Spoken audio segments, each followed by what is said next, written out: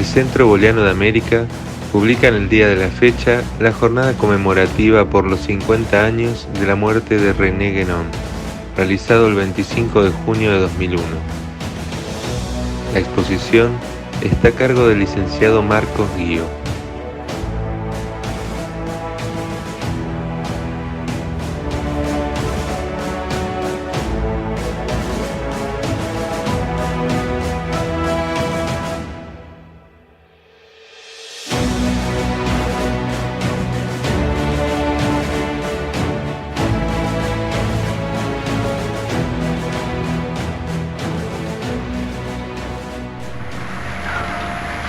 Un 7 de enero de 1951 moría en la ciudad del Cairo Abdul Wahid Zayat, el nombre egipcio asumido por René Guénon en la segunda etapa de su vida, en el momento en el cual, de manera sumamente misteriosa, como también lo será su muerte, resuelve convertirse al Islam, resuelve irse a vivir definitivamente a Egipto y resuelve incluso cambiarse el apellido. De acuerdo a las personas que lo rodeaban a Guénon en el momento de su muerte, se dijo que esa muerte fue sumamente misteriosa, repentina, sin ningún atisbo de enfermedad previa que la pronunciara, y que el médico, cuyo apellido ahora en este momento se me escapa, dijo también que su alma es como si hubiera huido hacia el lugar de donde provino propiamente. Guénon aparecería como una persona encargada de venir a esta tierra, desarrollar una cierta misión, divulgar ciertos principios fundamentales y luego retirarse. Pocos años antes de su muerte, en 1948, le escribía al otro gran pensador tradicionalista del siglo XX una serie de reflexiones relativas a una circunstancia particular de su existencia que a Guénon indudablemente lo afecta y de alguna manera lo sensibiliza. Me estoy refiriendo específicamente al accidente que sufriera Julius Evola, ese otro gran pensador tradicionalista del siglo XX, en el momento en el cual, a raíz de un bombardeo en la ciudad de Viena, queda lisiado de por vida de la cintura para abajo. Y Guénon le dice en esa carta a Julius Evola, dice: fíjese usted si no ha habido alguna cosa que estuvo actuando allí para afectarlo físicamente a usted e inutilizarlo en la lucha por los ideales de la tradición. Y menciona: a mí también, unos meses antes, me sucedió que durante un periodo largo de tiempo estuve prostrado en una cama, específicamente durante 6 meses, sin poder moverme y sin encontrar una explicación apropiada acerca de los orígenes de este mal, ya que ningún médico podía explicarlo, y que dicho mal desapareció en el momento en el cual una cierta persona que se había arrimado a René Guénon fue alejada de su cercanía. Él dice: fue hecha desaparecer, que se supone que fue alejada de su cercanía, y allí volví nuevamente a encontrarme como estaba antes. Y agrega también que en otra circunstancia en la cual Julius Evola le solicita a René Guénon una foto actualizada para poder publicar en Italia una biografía, un estudio sobre Guénon, Guénon le contesta, también refiriéndose a este mismo tema: yo no me hago sacar fotos porque me he enterado que en los últimos tiempos había una persona circulando, dando vueltas por aquí y ofreciendo una suma importantísima de dinero por tener una foto mía. El mensaje es muy claro. Hay que recelar de los magos negros. Hay que recelar de un fenómeno que es el fundamental de toda su existencia, que es el fenómeno de la contrainiciación. Porque Guénon y Évola viven justamente en el periodo en el cual las fuerzas más oscuras y más negativas de la modernidad se desencadenan abiertamente.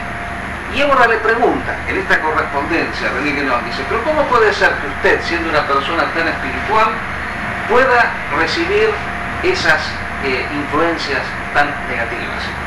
Y él le dice, Mahoma también fue influido de esa manera, fue inmovilizado físicamente, porque el poder de los magos negros de la contrainiciación se dirige a lo físico.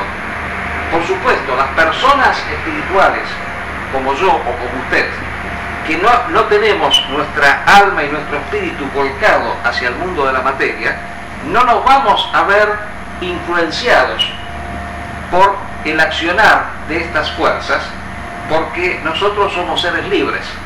En cambio, el común de la gente que vive y que late en función del mundo de los consumos incesantes, el mundo de la materia, el mundo de los apetitos irreflexivos, o sea, el mundo moderno específicamente, al hombre moderno, la contrainiciación lo maneja como un títere.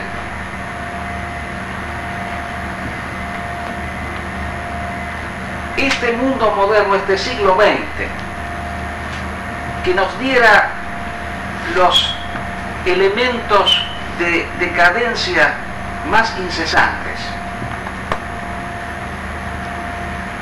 ese mundo en el cual prácticamente los valores espirituales han sido expulsados de todas partes, y a medida que pasa el tiempo eso es cada vez más, nos ha paradojalmente dado a las dos mentes más preclaras y más lúcidas que fueron capaces de formular una crítica radical y fundada hasta sus últimas consecuencias de lo que es el mundo moderno, y al mismo tiempo formular los principios de aquella realidad alternativa que son los principios de la tradición. Y esto es la gran paradoja. En ninguna otra época de la historia ha habido dos mentes tan lúcidas y tan preclaras que formularon con tanta claridad y con tanta contundencia tales principios. Y por supuesto, tampoco ha habido personas como Guénon y como Évola que hayan recibido tantas persecuciones. Porque, como dijo bien aquí Siciliano, poco antes de mi intervención, por mucho tiempo Guénon y Évola han sido mantenidos en un absoluto manto de silencio. Porque la mejor manera de poder combatir a quienes formulan principios alternativos al mundo moderno no es rebatirlos en sus principios, sino aplicarles la censura del silencio.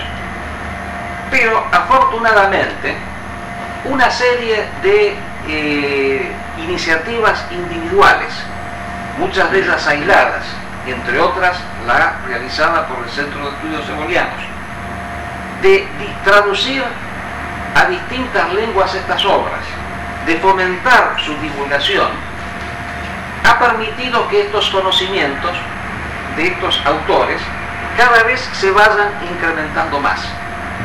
Eso, por supuesto, a pesar de que en la actualidad no son autores populares conocidos por todo el mundo, como podría ser a lo mejor, bueno, Nietzsche, como decíamos en la otra oportunidad, es mucho más conocido que Guénon y Évola. Pero a Nietzsche, como hemos visto, se lo ha deformado enormemente. A Guénon se lo conoce más que a Évola, por algunas circunstancias que luego veremos. Pero una vez que se han traducido a las principales lenguas las principales obras de estos dos autores, que yo quiero mencionar aquí, antes de olvidarme, que hay dos obras fundamentales de cada uno de ellos, que considero yo, a pesar de su espíritu prolífico, por el cual llegaron cada uno de ellos a escribir, si tuviéramos que sumar los artículos, las recopilaciones, los libros, todos, pueden perfectamente llegar al centenar de obras. Incluso en el caso de Ébola ni siquiera se ha terminado de dictar al italiano los artículos periodísticos editados.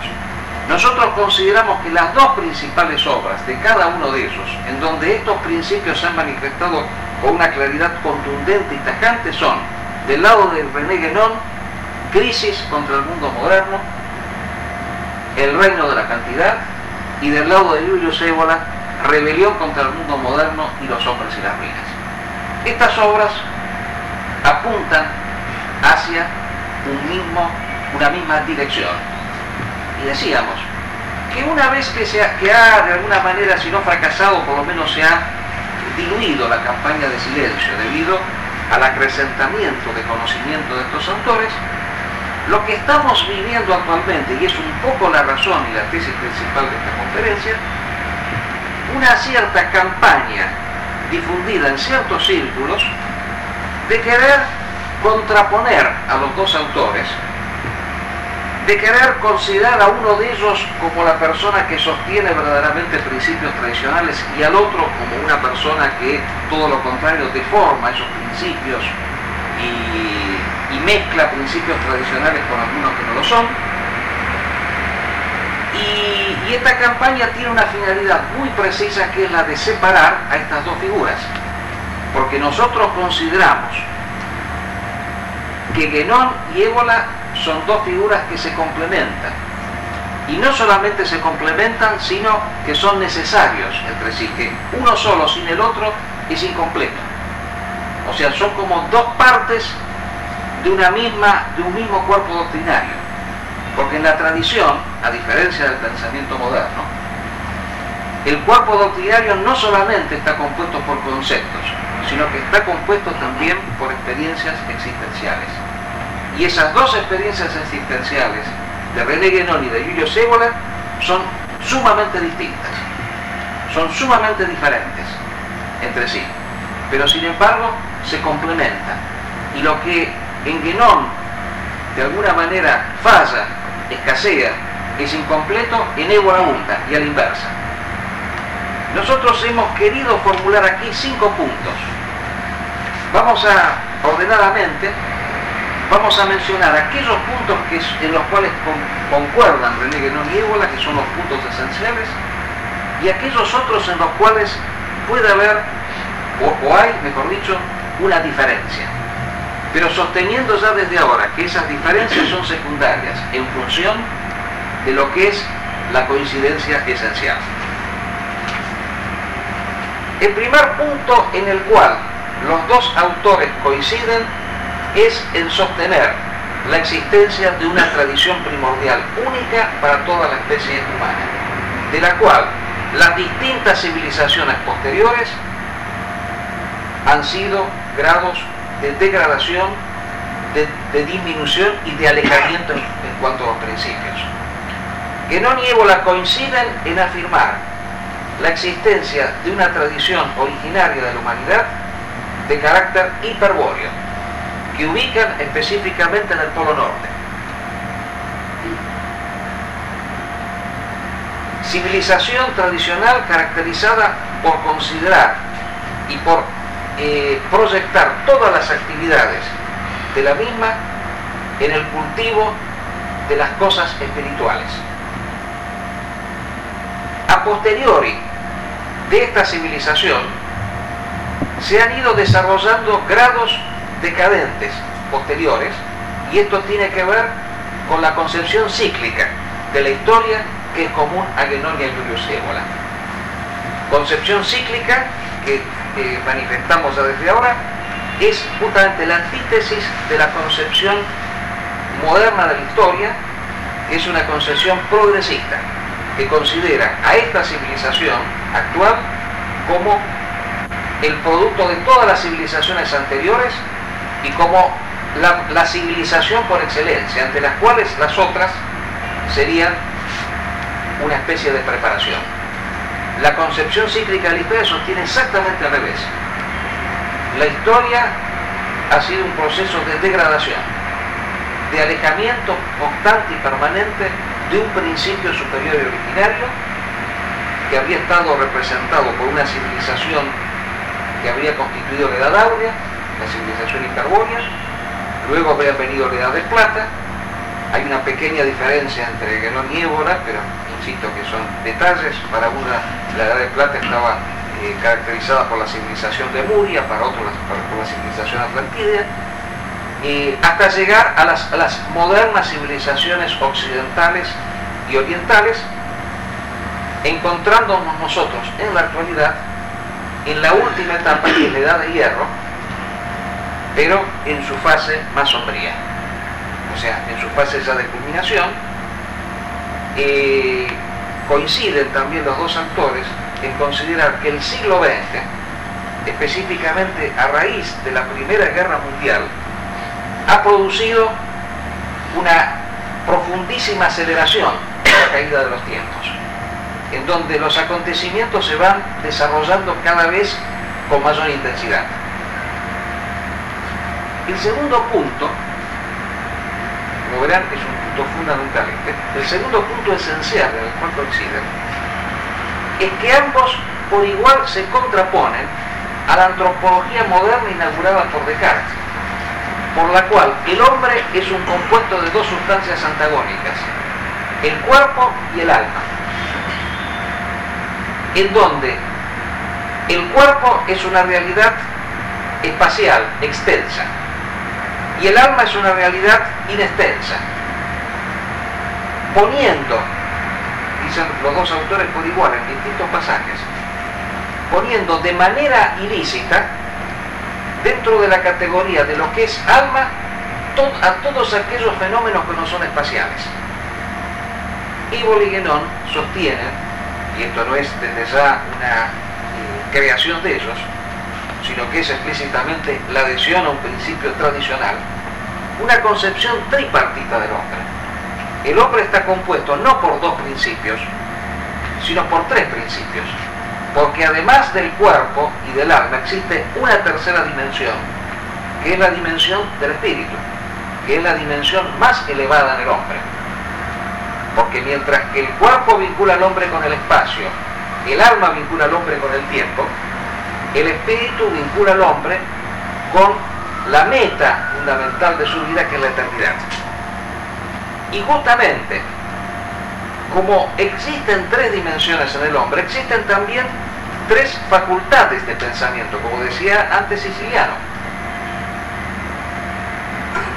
El alma tiene una facultad que es la facultad discursiva, por la cual, racional discursiva, por la cual opera y trabaja a través de conceptos que es incapaz de captar, sino que los ha recibido de otro lado. En cambio, el intelecto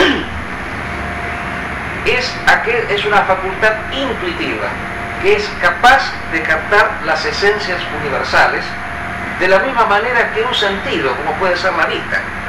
Así como la vista capta imágenes,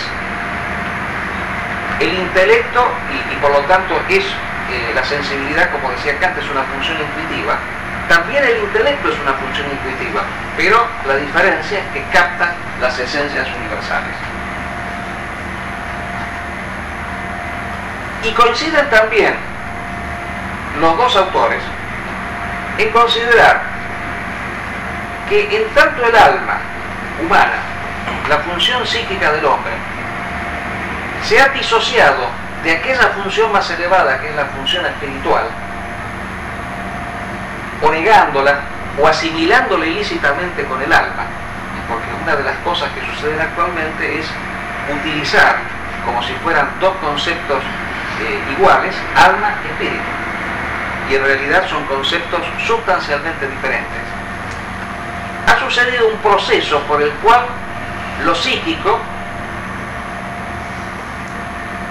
en tanto se le ha cerrado el camino hacia arriba, hacia lo que es el ámbito superior de la espiritualidad, se ha proyectado hacia abajo, hacia esa esfera que no niego la califican como la esfera sutil, que es aquella esfera no física, no corporal, pero en donde se encuentran recluidas todas aquellas potencias inferiores, maléficas, negativas, que son justamente las que componen ese fenómeno contrainiciático de la magia negra al cual nos referimos anteriormente. Y entonces ha sucedido que en tanto se ha proyectado hacia esa dimensión sutil, en el mundo, en la historia, se ha desarrollado como un movimiento acelerativo, por el cual cada vez más la humanidad tiende de alguna manera como a autoaniquilarse, a autodestruirse, y este movimiento, en el caso específico de Guénon, que Égola también comparte, ha constado de dos pasos. O sea, la característica del mismo ha sido negar el espíritu, y al negar el espíritu se niega esa realidad propia del espíritu que es la tradición.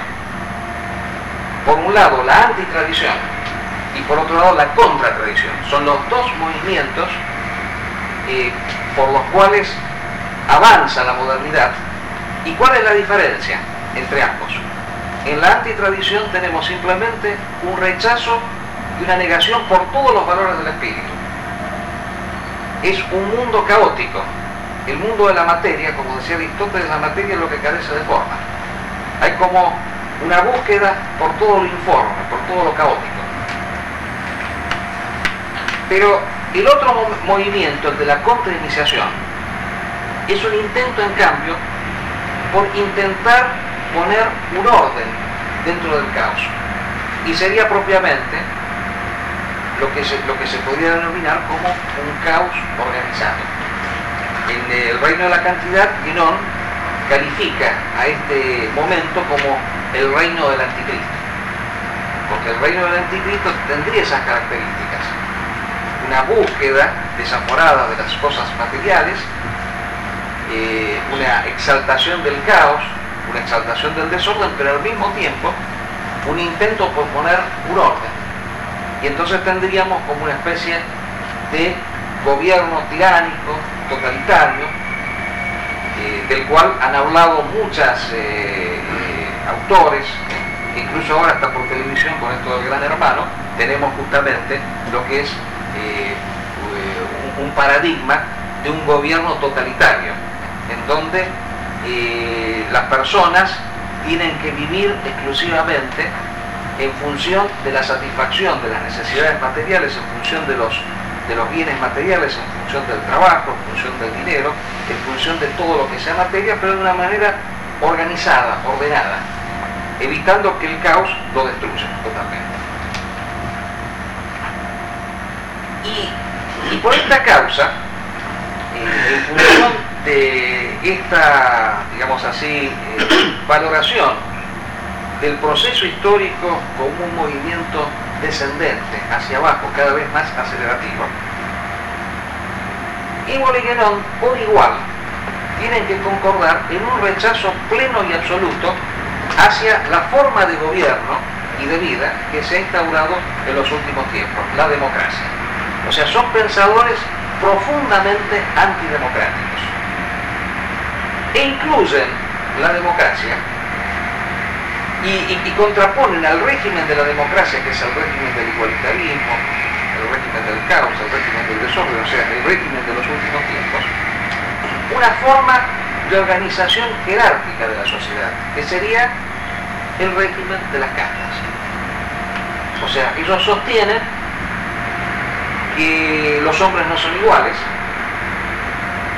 que cada hombre tiene que desarrollar su propia naturaleza, que la igualdad tiene que ser sustituida por el principio de la equidad, y que dentro de la sociedad cada uno tiene que ser capaz de desarrollar aquella función que corresponde a su naturaleza propia. El régimen normal de castas Fíjense que las castas son 4, así como 4 son las edades históricas. El régimen normal de las castas es cuando la casta más alta, la casta de los espirituales, gobierna sobre las más bajas, que serían las castas económicas. Entonces, una sociedad es ordenada cuando, digamos así, todo lo que se realiza en ella apunta y se dirige sustancialmente hacia la vida del espíritu. La función del político no era de ninguna manera, como puede ser ahora que vivimos la etapa económica de la historia, o sea, una de las tantas etapas económicas, había comenzado con la Revolución Francesa la etapa económica. La función del político no es, como se concibe actualmente, realizar el bien común, satisfacer las necesidades de la gente, las necesidades de las personas, sino, al contrario, elevar a las personas hacia la búsqueda de la inmortalidad. O sea, era una función, en las sociedades tradicionales, la función política, íntimamente vinculada con la función espiritual y religiosa. Y esto se ve en todas las sociedades tradicionales. A mí, yo no sé si lo comenté aquí, que me tocó ver cuando fui a Perú, ¿no?, una tumba que habían puesto a la luz del señor de Zipán, en donde se veía exactamente eso. O sea, la función del monarca era la de conducir a los súbditos, a las personas que componían el concierto social, hacia el cielo, hacia la eternidad. Esa era la función principal del monarca, abrir las vías del cielo. Bueno, después sobrevienen lo que se denominan las revoluciones. Primero tenemos la revolución de un monarca degradado a una función puramente de fuerza física, material, el absolutismo monárquico en nuestra sociedad. Luego tendríamos la revolución de la burguesía contra el absolutismo, la Revolución Francesa. Y finalmente, la última etapa, la etapa del cuarto estado, que es la revolución de la casta de los siervos o el proletariado en contra de la burguesía. Tendríamos la Revolución Rusa. Bueno, aquí en este punto es donde yo me quiero detener para señalar lo que se ha querido resaltar como una oposición y antagonismo entre Guénol y Évola. Y este antagonismo aparentemente habría existido en vida, pero lo que nosotros queremos resaltar aquí es que nunca fue un antagonismo de ruptura, sino de diferencias en cuanto a los puntos de vista y en cuanto a las orientaciones existenciales. Bien sabemos que los que han seguido otras exposiciones nuestras, que cuando se habla de la subversión de la primera casta, de la segunda casta respecto de la primera, Guénol, cuando habla de la primera casta, pone el acento en la función del sacerdocio. Entonces, concibe esa revolución como la del guerrero, el satrilla, en contra del sacerdote, que sería el brahmán. Y aparentemente él sostiene, y esto es lo que Évola le critica en su momento, el dominio del sacerdote sobre el guerrero.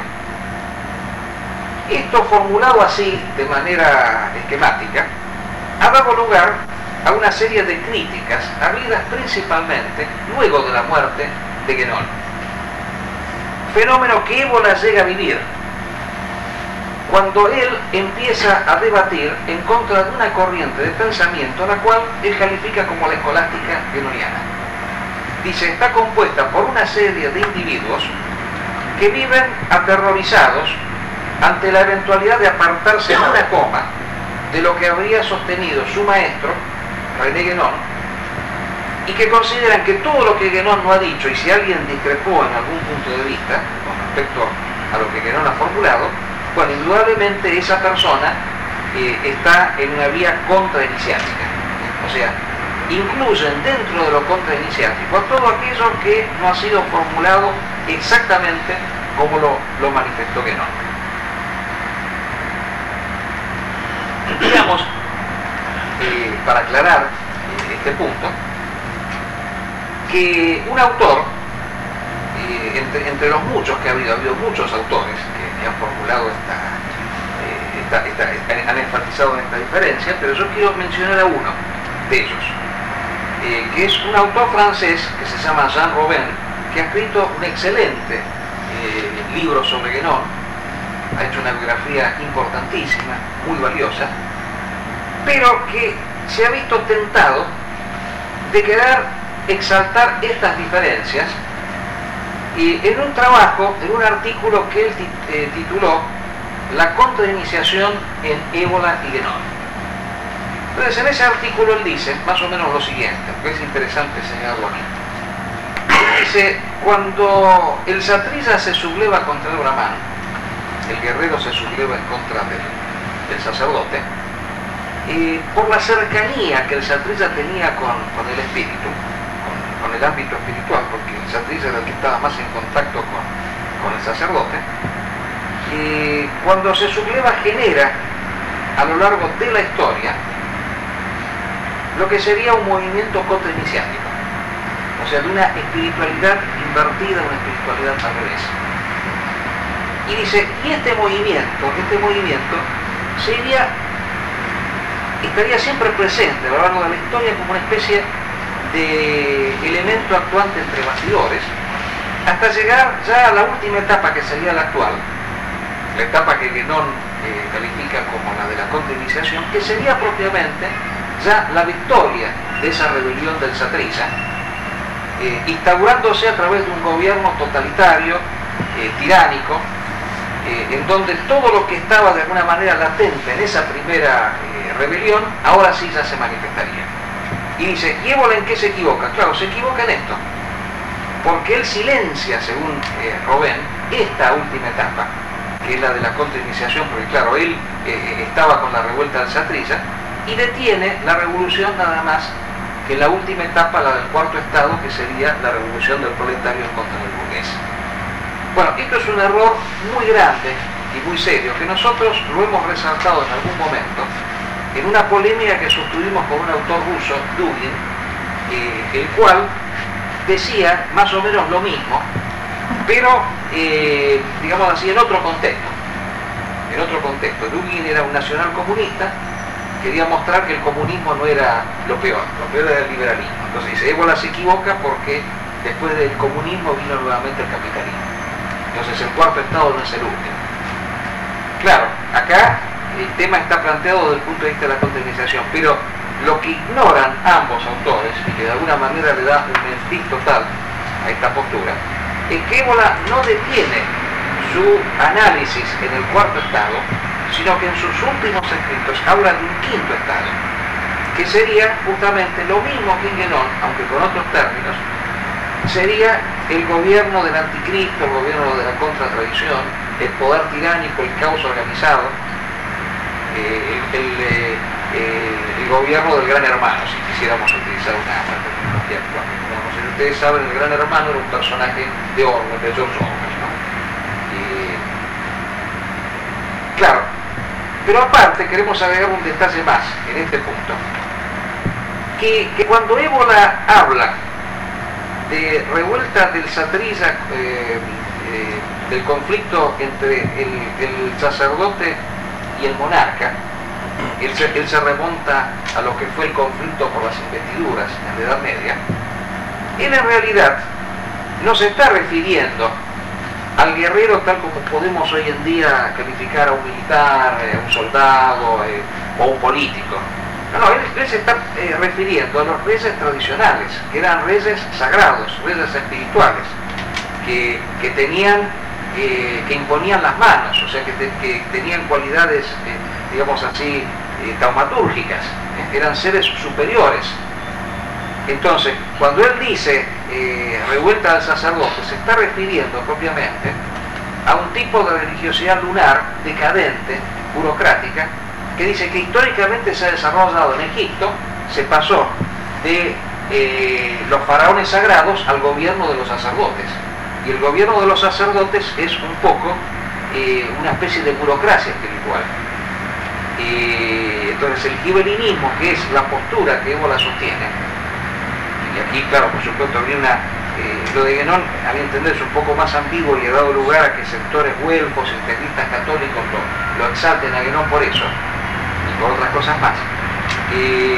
Pero es, como se verá, nada más ni nada menos que una diferencia posicional entre los dos. Y aquí remontamos, para demostrarlo, vamos a dar otro detalle fundamental. Se ha dicho, lo han dicho varias personas equivocadamente, pero tengo que reconocer que no tenían por qué saberlo, porque hace poco se ha divulgado toda una correspondencia muy prolífica que tuvieran Éboli y Guénon en vida. Correspondencia que empezó a fines de la década del 20, se interrumpió nada más que en la Guerra Mundial y después es retomada en el año 48, como dijimos, hasta la muerte de Guénon. Y se ha demostrado que Julius Evola estaba tan ligado a Guénon y que lo consideraba de alguna manera como una especie de, digamos así, guía espiritual, que él le envió a Guénon todos los capítulos de la obra Rebelión contra el Mundo Moderno para que él la corrigiera, para que él hiciera algunas correcciones. Y algunas de esas correcciones se han dado a conocer, se conocen. Hay un pequeño problema con la correspondencia de Guénon, que los herederos de Guénon no dejan que se conozca, y está como de alguna manera archivada ahí en el Cairo, y algunas personas han podido verla, por eso tenemos esta información, pero hasta ahora no hay una, digamos así, una edición completa, porque allí podrían aparecer muchas cartas que Évola le escribió a Guénon. Esa correspondencia nos muestra lo siguiente, y quiero ir al punto esencial. Évola y Guénon concordaban, decíamos, en la crítica al mundo moderno, pero discrepaban con las tácticas a utilizar. O sea, ¿dónde estaba, según Évola y según Guénon, la vertiente rectificadora? ¿Dónde había que buscar la rectificación? Pues decía, este mundo tiene que ser rectificado. Pero ¿por qué lado hay que buscar la rectificación? Guénon, un poco por su, digamos así, ecuación existencial, porque él, bueno, estuvo en la masonería, estuvo en la iglesia agnóstica, que fue obispo, estuvo en la sociedad teosófica, en fin, se hizo musulmán, estuvo en varias organizaciones. Él justamente veía la rectificación de Occidente a través del accionar de estas organizaciones iniciáticas, que él piensa que en algún momento podía haber sido la Iglesia Católica y la masonería. Aunque en correspondencia a Guénon le dice, cuando Évola le hace ver, dice, pero ¿cómo? La Iglesia con todas estas cosas, ¿qué diría ahora, no? Y entonces Guénon le contesta, y no, dice, yo lo hice de alguna manera para no cerrar definitivamente ciertas puertas. Claro, porque eso le permitía escribir en revistas católicas, como Regnali, por ejemplo. Entonces, escribiendo en esas revistas católicas podía llegar a vastos sectores, e incluso ser también valorado por sectores católicos integristas como un gran pensador. Évola, en cambio, no. Por su ecuación existencial, él nunca quiso estar afiliado a nada, ni siquiera fue afiliado al fascismo, a pesar de que a veces se lo acusó de fascista, nunca se afilió al partido fascista. Él veía quizás el movimiento rectificador por el lado de dos movimientos sociales que en ese momento estaban actuando en Europa, que eran el fascismo y el nacionalsocialismo. Y concebía, dice, que el concepto de raza que sostenía específicamente el nacionalsocialismo, dice, era, si uno lo sabía manejar, pensaba, si le sabía dar un curso adecuado, era en última instancia un concepto antimoderno, porque era anti-igualitario. O sea, frente a la idea de que todos ser con forma humana son todos absolutamente iguales, bueno, la raza de alguna manera marca diferencias entre las personas. Entonces él dice que lo que hay que hacer es superar el racismo nazi, que era un racismo en el fondo moderno, biológico, cientificista, y introducir categorías esotéricas a través del concepto de raza del espíritu. Y entonces cuando le manda a Guénon la correspondencia, Guénon le contesta, le da a entender que de alguna manera él entiende, pero no está de acuerdo con esa táctica. Entonces le dice, bueno, pero no use el término raza aria, porque dice, eso condesciende demasiado con el régimen nacional socialista, al cual, entre paréntesis, digamos que él lo consideraba como contrainiciante. Él pensaba que en el nazismo había factores satánicos, demoníacos, no, que de ninguna manera pensaba que por allí se podía dar la ramificación. Entonces le aconseja, use, en vez de raza aria, que es demasiado afín con la ideología reinante, use el concepto de raza boreal, dice él. Bueno, no le hace caso igual, ¿no? Usa lo mismo el concepto de raza aria. Pero lo interesante es ver que eran nada más que cuestiones tácticas. Que lo mismo que se puede haber dicho por Évola, que no había que cerrar ciertas puertas en relación con Guénon, en relación a la Iglesia Católica, no había que cerrar ciertas puertas, se puede decir con Évola en relación a estos dos movimientos. El intento no lo logró, trató de influir, no lo logró y no se logró rectificar el mundo moderno, pero hizo un intento. Esa es la realidad. Bueno, concluyendo, nosotros vamos a fin de que no se nos escapen las ideas principales, vamos a dar nuestras conclusiones, vamos a leer nuestras conclusiones y de paso les informo que esto que he leído aquí a partir de mañana va a estar en internet y se va a divulgar en todas partes. A partir de lo dicho queremos resaltar lo siguiente.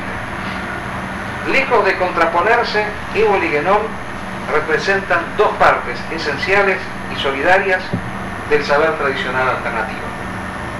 Y acotemos al respecto que el saber tradicional, a diferencia del moderno, no es erudito ni meramente conceptual, sino que incluye también las experiencias existenciales de quienes lo formulan. Las dos ecuaciones que los contienen a ambos, sustancialmente distintas la una de la otra, deben ser comprendidas en plena conformidad de objetivos. Separar a las figuras de Évola y de Guénon conlleva riesgos graves para la labor de constitución de un cuerpo doctrinario alternativo y en esta era aqueróntica y terminal en que vivimos, la que exige una plena coherencia. Sin la cercanía de Évola, sin la cercanía de Guénon, Évola podría ser comprendido como un pensador de carácter puramente activista, como un racista en el mal sentido de la palabra, coadyuvando así con la imagen distorsionada que el moderno ha acuñado de lo que sería el fascismo, o aún como un mago negro que utiliza la vía de la mano izquierda para solazarse y exaltar la propia individualidad a fin de convertirse en un superhombre que intenta endiosarse dentro del estilo del peor Nietzsche, tal como pretenden incluirlo ilícitamente los escolásticos guénonianos, tomando de manera fragmentaria pasajes aislados del autor, muchas veces con una mala fe manifiesta. La insistencia en la prioridad de la metafísica, en el sostenimiento de la contemplación como actividad necesaria para alcanzar la verdad universal, en la importancia por comprender la existencia de un poder contrainiciático que actúa detrás de los bastidores del acontecer histórico, esto y mucho más son los aportes necesarios dados por Guénon a Julius Évola. Pero a su vez, un Guénon sin Évola nos trae otro riesgo no menor y sumamente deleterio, representando justamente el extremo opuesto en que puede caer el pensamiento tradicional. Si Évola, estereotipado en sus defectos, podría significar la tentación del titanismo, un Guénon sin Évola representa el vicio contrario, a través de la tentación del fatalismo o del quietismo, por la cual lo humano, en tanto disminuido en forma extrema en su realidad, termina convertido en la categoría de una mera ilusión, y los ciclos históricos y aún la misma libertad del hombre se convertirían en una simple ficción, por lo que nuestros actos serían, en última instancia, incapaces de corregir el rumbo obligatorio que ya le fuera fijado con antelación a los acontecimientos, y en donde aún el mismo oscuro mundo moderno representaría un momento necesario del principio metafísico en su manifestación. Ante lo cual, justamente, son una vez más los escolásticos guénonianos quienes nos dan la pista de un Guénon mal digerido. Ellos, por ejemplo, suelen establecer fechas exactas de la conclusión de la actual Manvantara. Algunos ya fracasados nos han hablado de 1989. Otros, en cambio, le han dado más tiempo, hasta el 2046, etc. Como si el reloj de la historia hubiese sido ya marcado con anterioridad. Por lo que con tal fatalismo estimula en el hombre de la tradición la actitud de apartarse del acontecer, de no asumir compromisos con su tiempo, imitando la postura de aquel que espera sentado ante su puerta la llegada de la muerte irreversible del enemigo. La frase de Évola, en su interpretación de los ciclos, es aquí contundente y correctiva respecto del fatalismo guenoniano. El río de la historia sigue el lecho que él mismo se ha trazado. No existe ni una fatalidad antes ni después de la conclusión de un ciclo. Y la existencia del mundo moderno no es el resultado de una fatalidad, sino de una caída que ha acontecido en el accionar humano. Una vez más, subyace aquí la idea de que el hombre no es una marioneta del destino, sino el señor de sí mismo, y que por lo tanto es libre, pudiendo así cuadrar esas estrofas escritas por el poeta William Henley, hecho famoso recientemente al ser leídas por un héroe al borde de un patíbulo. Yo soy el señor de mi destino, yo soy el capitán de mi alma. Agradezco a todos los dioses por mi alma inconquistable.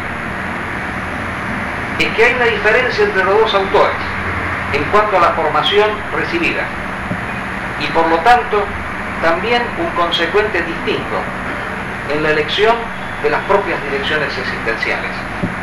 Dijimos que Guénon se convirtió en Islam, hasta incluso cambiarse el nombre. Esto que puede ser comprendido como una fuga de un medio hostil.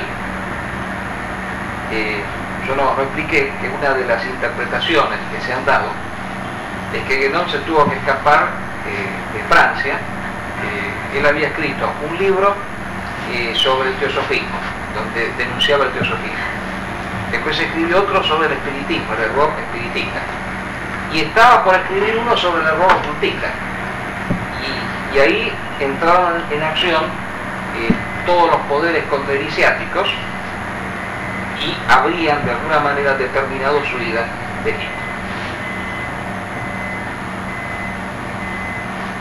Esto que puede ser comprendido como una fuga de un medio hostil, tal como las persecuciones padecidas en Francia de manos de la contrainiciación, en cambio, interpretado desde el punto de vista de lo sostenido por Guénon mismo en relación al carácter sagrado y definitivo de los ritos, resulta a nuestro entender contradictorio. Fue él quien nos resaltó que los ritos tienen un carácter indeleble, que quien fue bautizado cristiano, por ejemplo, como le sucediera al mismo Guénon, debe permanecer siempre cristiano, que la ruptura con el rito implica una quiebra metafísica de grandes proporciones y consecuencias. Y si bien puede aceptarse que el cristianismo se encuentra en inferioridad de condiciones respecto del Islam, en tanto desconoce el esoterismo, sin embargo, reiteramos una vez más que lo que es un impedimento práctico puede a la inversa convertirse en un estímulo mayor para la elevación. ¿Acaso no ha sido la época más sombría la que nos diera a las dos mentes más lúcidas del mundo de la tradición, como René Guénon y Viollet Évola? Hay aquí, a nuestro entender, una orientación previa que lo ha determinado Guénon, la que se intuye a lo largo de sus distintas elecciones anteriores a su conversión al Islam. Guénon fue primeramente miembro de la iglesia agnóstica hasta conseguir el grado de obispo de la misma, de la masonería, del teosofismo. Y no sabemos si no se nos escapa alguna otra institución que lo tuviera entre sus miembros. Si bien fue paulatinamente alejándose de cada una de ellas, hay algo que lo diferencia de Évola, y es el hecho de haber siempre buscado el amparo de algún agrupamiento. Y aún su última decisión de convertirse al Islam nos lo pinta como alguien incapaz de permanecer solo a la intemperie. Évola representa al respecto la orientación contraria, la que reputamos como la más acorde con nuestra realidad actual. Él nunca estuvo afiliado o comprometido con ninguna de las instituciones existentes en su tiempo. Concibió la iniciación como un hecho individual, buscado por sí mismo. De allí su preferencia por el budismo de los orígenes, aunque no por ello descartó la participación en alguna tradición iniciática, pero comprendió que si bien por principio ello podía ser preferible, lo consideró como un hecho imposible para los tiempos actuales debido a la profunda decadencia que también había invadido a las asociaciones iniciáticas.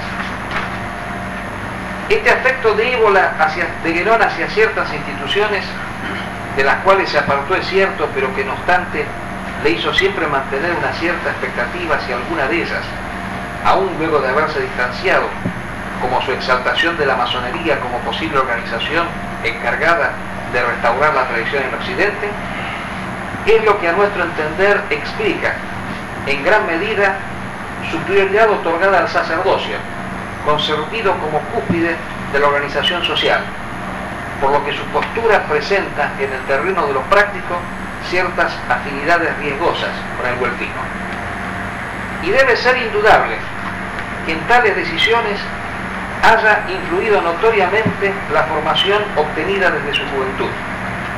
Al respecto, Pietro de Bona, profundo estudioso italiano del tradicionalismo, hace notar las distintas preferencias en materias filosóficas habidas entre Évola y Guénon, como factores determinantes en gran medida de sus futuras orientaciones. Mientras que Évola tuvo una gran predilección juvenil por la filosofía germánica, de allí su idealismo mágico, sus preferencias por Nietzsche y por ciertas expresiones del neocantismo, Guénon en cambio se sintió más atraído por el pensamiento latino y aún por ciertas manifestaciones semitas desarrolladas en su seno, tales como la filosofía de Spinoza, respecto del cual de Bona haya grandes afinidades con la metafísica de Guénon. Esto había determinado en él un rígido monoteísmo, por el cual, del mismo modo que en su metafísica la unidad del principio universal es tan extrema que hasta excluye a la misma existencia del sujeto humano, reputándola como ilusoria. Curiosamente, el Évola juvenil y filósofo sostiene exactamente a la inversa, que es el sujeto en tanto yo absoluto quien excluye la realidad de cualquier otro ser. A nivel de sus afinidades selectivas, ello lo llevará a buscar amparo en el seno de alguna de las religiones abrámicas, y en su caso específicamente el islamismo, aquella que se ha caracterizado justamente por un retorno al más crudo monoteísmo, en contraposición de la síntesis cristiana entre monoteísmo y politeísmo pagano a través del dogma de la Santísima Trinidad. En Évola, en cambio, al estar despojado del prejuicio monoteísta, hay una valoración del paganismo y de la antigüedad clásica que no hallamos en cambio en René Guénon. De más está decir que hubiera sido inconcebible pensar como obra de Guénon un trabajo como fuera imperialismo pagano. Y esto determinará también un diagnóstico diferente respecto de las causas de la crisis de Occidente y de las elecciones sostenidas por ambos. Mientras que para el primero, la decadencia sobreviene en el momento en el cual el Occidente es penetrado por las orientaciones semíticas orientales, especificadas a través del judaísmo y del primer cristianismo, las cuales intentaron incorporar ilícitamente en su seno una forma religiosa extraña en la cual el hombre quedaba reducido a la categoría subordinada de siervo de la divinidad. Para Guénon es en cambio lo contrario. El origen de la caída se encuentra en Grecia y en Roma, y justamente su rechazo por el Renacimiento, en el cual, lo mismo que Évola encuentra uno de los motores principales de la decadencia, es en tanto este ha intentado retornar a tal espíritu pagano. Mientras que para Évola, por el contrario, ello debía ser por haber asumido sí el helenismo, pero tan solo en aquellas formas decadentes que negaban la propia tradición. Pero insistimos, para finalizar, todas estas son diferencias, es verdad, pero lo son en el fondo secundarias y circunstanciales en relación a las coincidencias esenciales que ya hemos señalado. Sin lugar a dudas que para nosotros hay una elección y una mayor cercanía respecto de ambas posturas. No podemos negar que nos sentimos más cerca de Ébola que de Guénon, y que por tal razón nuestro centro de estudios ha tomado el nombre del primero. En tanto consideramos que compartiendo ambos los puntos doctrinarios esenciales, la actitud existencial del primero es la que mejor se cuadra con nuestra situación actual. Todo lo cual, lo repetimos, y valga como lo repetimos, no modifica en un ápice nuestra valoración positiva de René Guénon. Valgan pues estas palabras finales como un sentido homenaje a René Guénon en los 50 años de su fallecimiento.